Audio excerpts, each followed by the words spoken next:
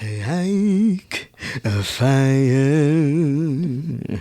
This might have been the easiest setup today, man. Two folks, too strong. Listen, man, you gonna knock this pod out the park. Listen, whatever you niggas get at this point, this is what you gonna get. No, you go to the candy lady, she ain't got that much left. This is it. You either want it or you don't. Nigga, what the fuck you want? No,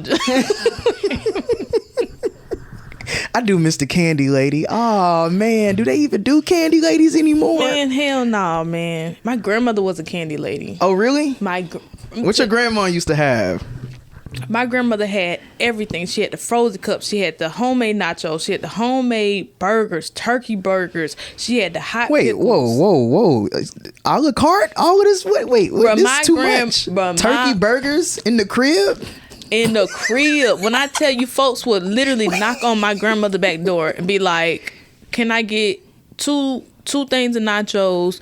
Niggas would be ordering dinner and my grandmother would be like, okay, that's gonna be 15 minutes, 20 minutes. Them niggas would wait at my grandmother's back door, bruh. Oh, that's the real candy lady. She ain't named not no candy. She said nachos. I mean, the candy is already all the Debbie snacks. You threw me for a loop at turkey burgers. But my grandmother had it all. Bro, my grandmother was doing it all. I'm talking about, she had a big old like cabinet, like shelf of just every Debbie snack.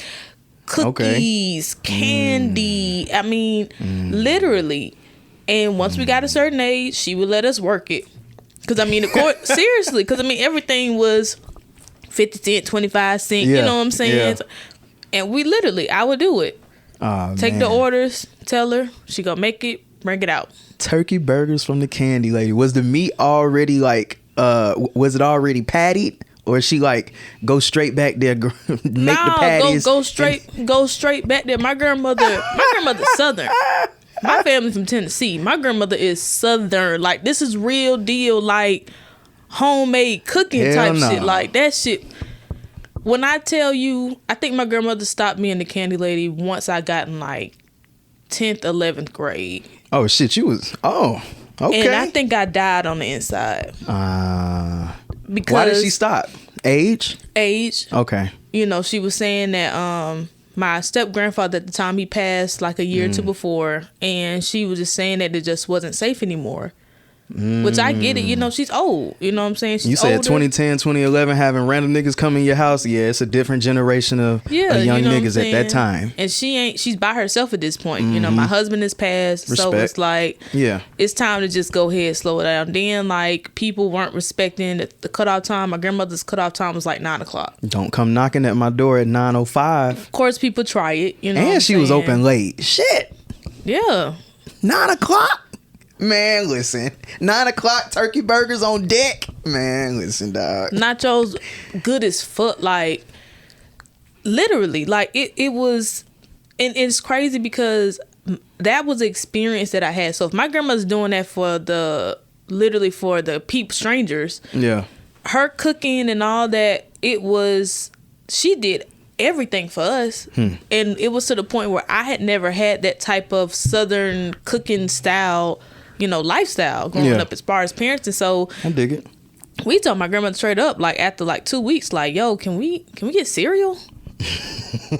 Like, I don't want no more turkey burgers and nachos and this and that for lunch. We just want dry cereal in the bag. Can I get a turkey sandwich? And my grandmother was like, you want a turkey? Like, she was insulted. And I didn't understand till now. I'm like, girl, I was getting gourmet asking for chicken nuggets. I miss the days of the candy lady. It kind of fueled a little spirit in me. I don't know, man. I would say I enjoyed at least like my high school days as well as late middle school days, because I was the neighborhood candy man. I was the nigga walking around with the duffel bag, the original Duffy.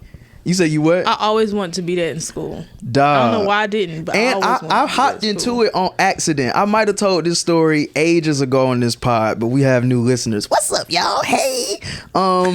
Listen, man, I went to what middle school I started this at? Paul D. West. I was at Paul D. West. it's so funny because it's just weird how it happened. Me and my mom, we was at a Big Lots on the one that was used to, is it still over there on Cleveland Ave? Big Lots. I know it used to be a Big Lots like right next to the Kroger. So we was used to go in there a lot. And then my mom, she saw some gum. It was like some Bubblicious gum in the Big Lots, and it was like super cheap. It may have been like 50 cents for like a 5-pack. My mama was like, she looked at it, she said, Oscar. I said, what's up? She said, y'all be having anybody like selling snacks and stuff at the school? I said, I know maybe like one person that may do it. She said, if I got you 3 of these packs, do you think you could sell them? I said, I mean, it's gum.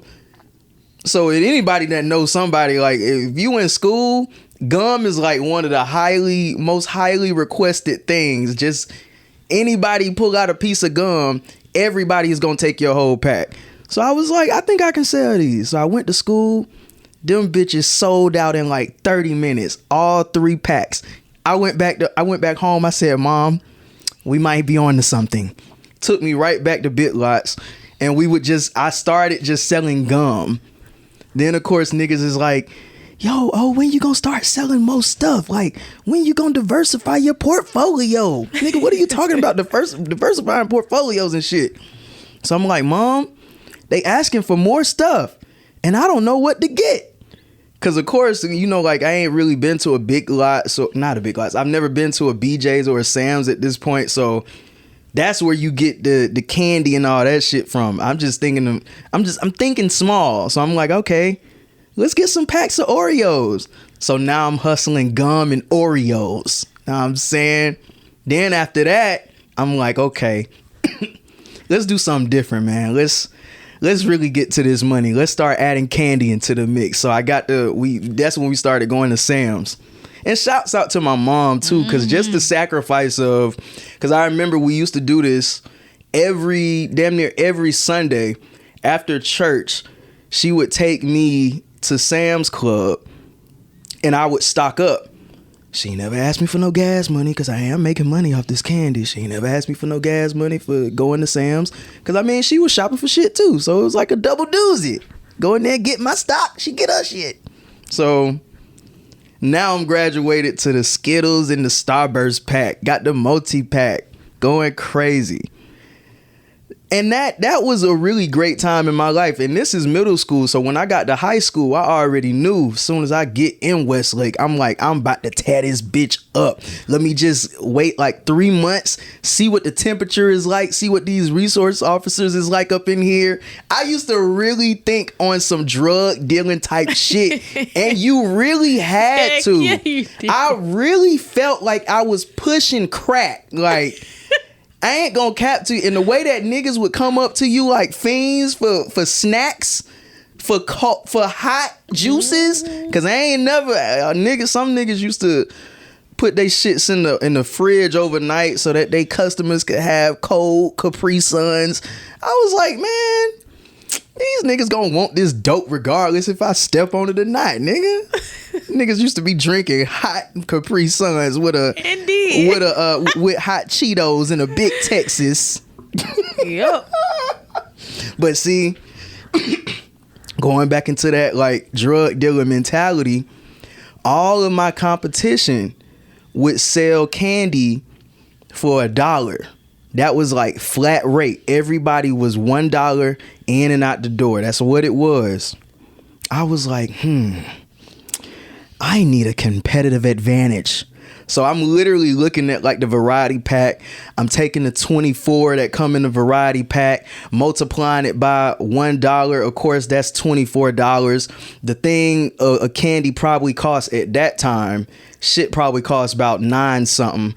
I can guarantee you a 24 pack of candy now is probably going for about $18. The game is not the same for you candy sellers now. The game is not the same.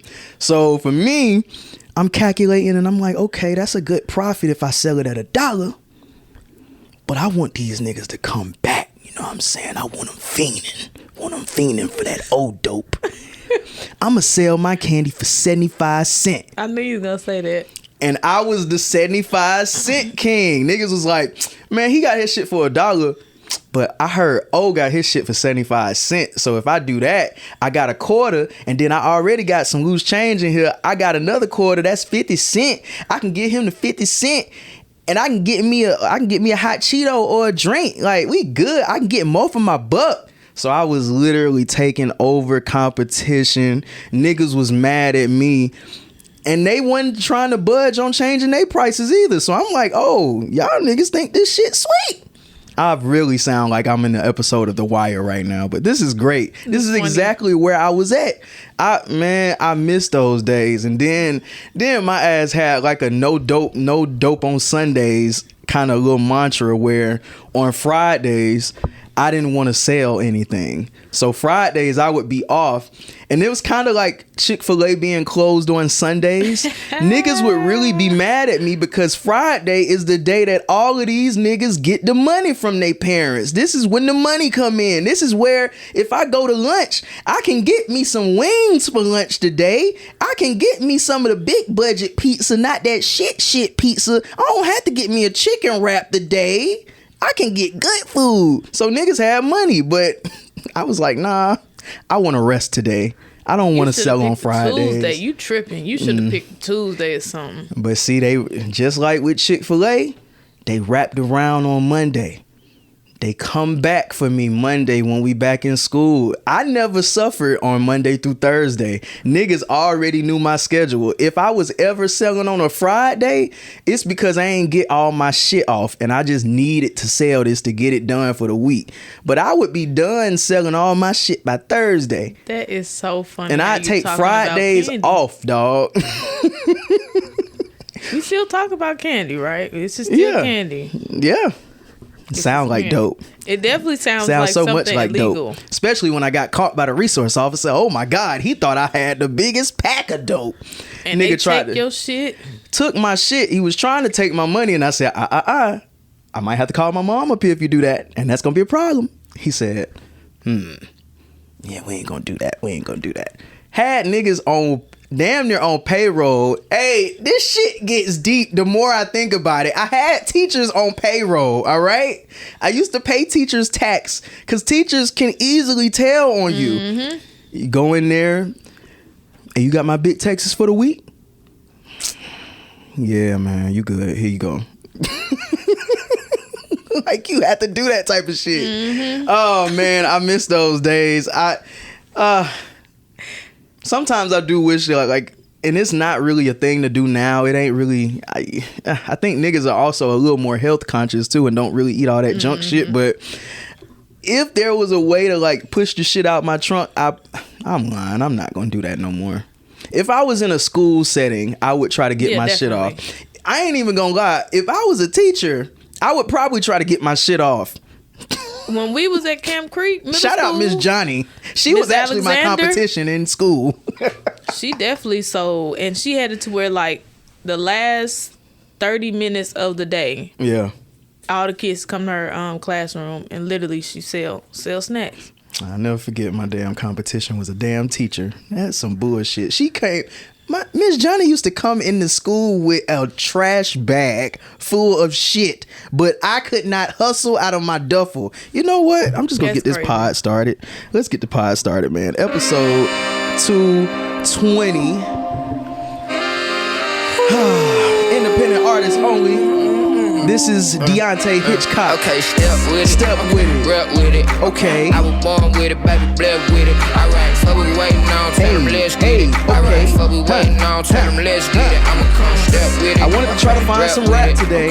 I was born with it, baby, blessed with it. Alright, so we waiting on, tell them let's get it. Alright, so we waiting on, tell them let's get it. Episode 220. This cup starting to taste like what you smiling at me for. Diamonds all water, fuck around, make a seed grow. Yeah, I want you, baby, you ain't something I need though. Random numbers up. And I want y'all to be reminded, this is all one person. I didn't say featuring. This is the same nigga's voice. It kind of threw me for a loop because when I first heard it, I was looking for the feature. And the more I listened to his voice, I said, this nigga done shape-shifted his voice a little bit. We gonna vibe out. Like LeBron kids, and none of my teachers teach me more than the grind did.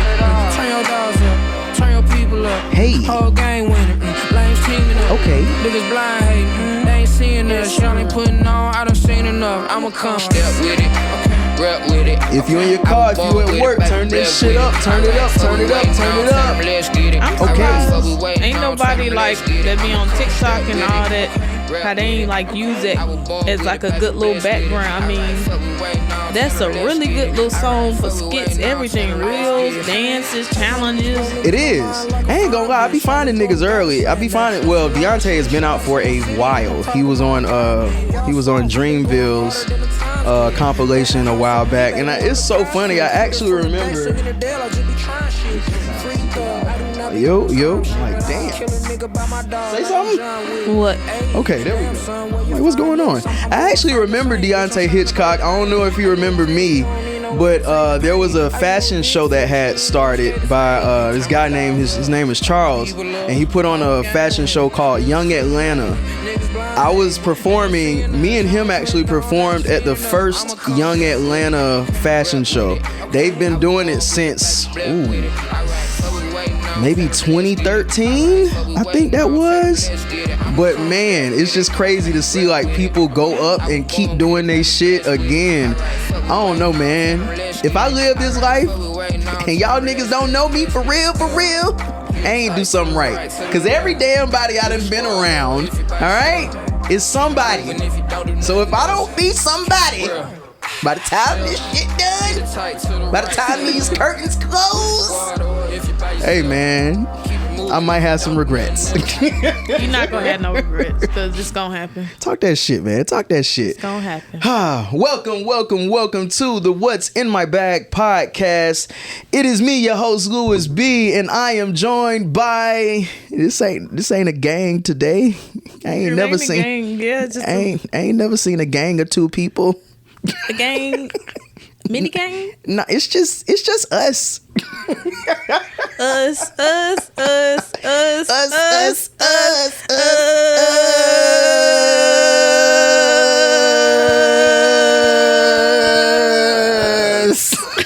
The fuck? Saadia, speak to him, my gal. What's up? Yes, it is just us in the building today. In the building. Yeah, man, it is just us, and I don't think that we've actually done a pod with just us before. This is new. Normally, if everyone would cancel, moment of transparency. Normally, if everybody would cancel and it would just be Saadia, I would say, all right, guys, we'll wait till next week. Definitely.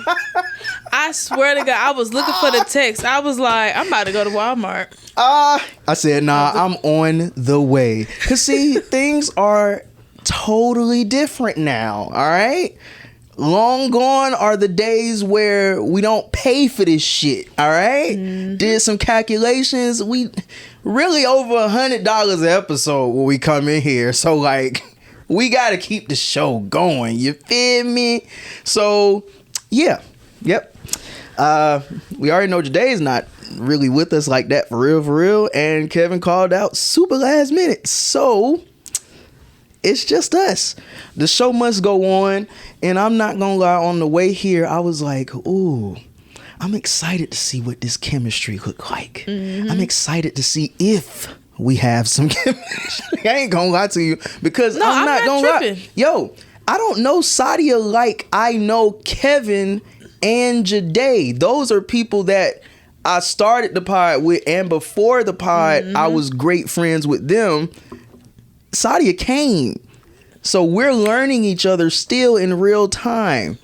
But I already know. That's why I never got upset about it. That's why I never called out, because I knew it wasn't a personal thing. Like, not at all. I don't like her. It was just like, we ain't never been in the room together where it was just us purposely. You know what I'm saying? And to be honest, for a lot of podcasters, this is a part of the shit that y'all, behind the scenes, y'all don't really think about.